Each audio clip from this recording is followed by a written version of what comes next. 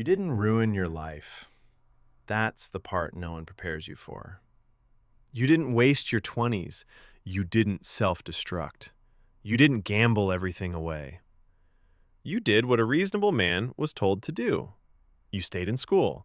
You avoided trouble. You worked. You waited. You were responsible. You delayed gratification. And somehow, you still feel behind. Not broken, not lazy, not dramatically depressed, just disoriented. Like you followed the map perfectly and ended up somewhere that doesn't feel like your life. That feeling isn't confusion, it's feedback. You're not tired, you're unconvinced. And at some point, staying unconvinced becomes a choice. For decades, men were sold a deal. Not written down, not malicious, not a conspiracy, just repeated everywhere. Do the right things now, and life will reward you later. Get educated, get stable, be patient, be responsible. Meaning will arrive, security will arrive, respect will arrive. And to be fair, that deal used to work. In a different economy, with different incentives, when effort reliably turned into progress. But no one told you the rules changed. They just kept repeating them. Here's what actually happens. You reach the age you were supposed to arrive, late 20s, early 30s, sometimes your 40s. And instead of clarity, you get student debt that didn't buy freedom, a corporate ladder that moves slower than inflation, a job that depends on you but never promotes you, rising costs with flat opportunity. Marriage is supposed to happen. Career momentum is supposed to click. Life is supposed to stabilize. But instead, you're not building, you're maintaining. Paycheck to paycheck, email to email, meeting to meeting, not progressing, just preventing collapse.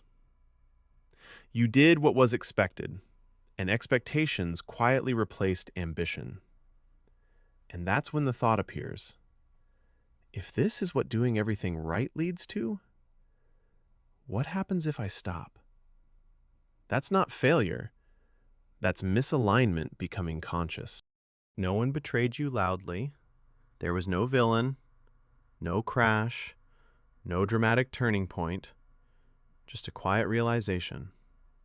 The system still functions, but it no longer produces meaning. The ladder still exists. It just leads sideways. Stability didn't disappear. It became a cage. So motivation fades, not because you're weak, but because effort without belief feels like self-betrayal. And your nervous system knows it. Here's the part no one likes to say out loud.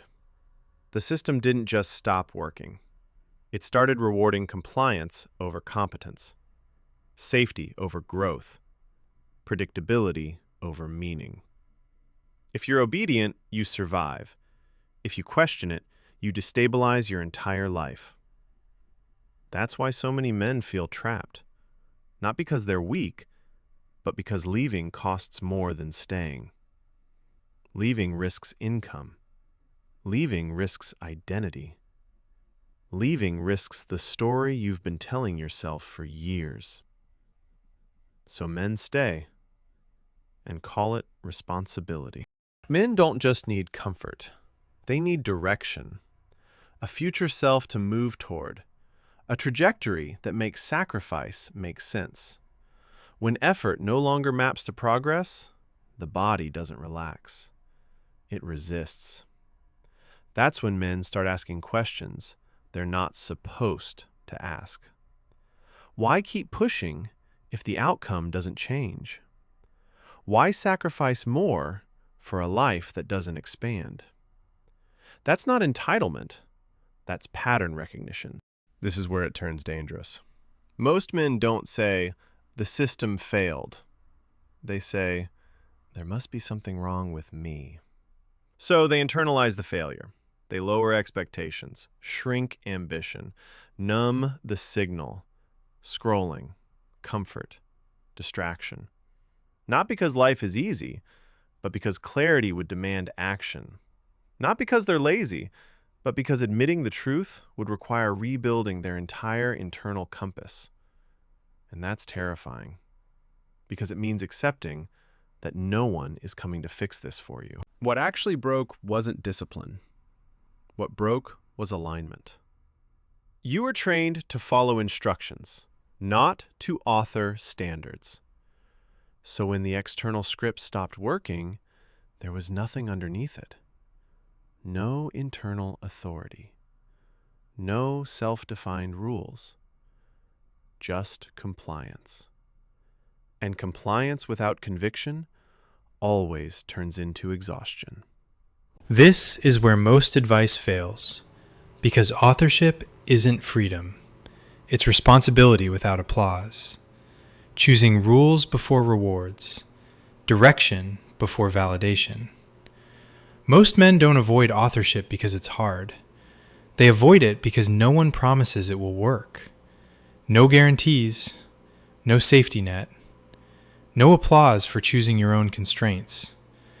And that uncertainty feels heavier than staying in a system you already know is misaligned. The solution isn't rebellion, and it's not motivation. It's authorship, applied. At some point, a man has to stop asking, "What's the correct path?" and start asking, "What structure actually produces clarity, energy, and forward motion for me?" Not in theory, in behavior. One rule you choose, one constraint you enforce, one direction you commit to, even if it costs you comfort, even if no one validates it. Meaning isn't discovered. It's constructed under pressure. Feeling lost after doing everything right isn't a personal failure. It's a signal. The rules weren't evil. They're obsolete.